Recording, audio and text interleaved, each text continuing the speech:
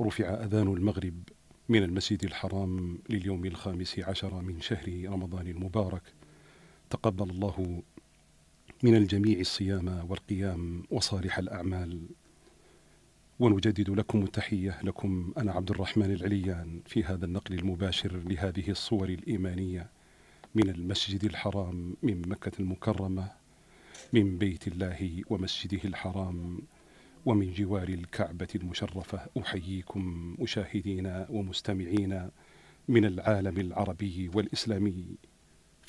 فمن هنا انبثق نور الحق، وبعث الله الرحمة المهداة سيدنا محمد ابن عبد الله، وفي جبالها نزل الوحي وانساب رحمة ونورا.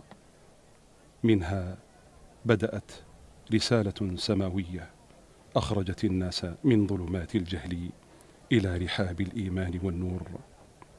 من هنا شع نور اليقين، هذا النور الذي تغلغل في النفوس وأزال عتمتها وصحح المفاهيم وسما بالأخلاق وارتقى بالأرواح. للصائم دعوة مستجابة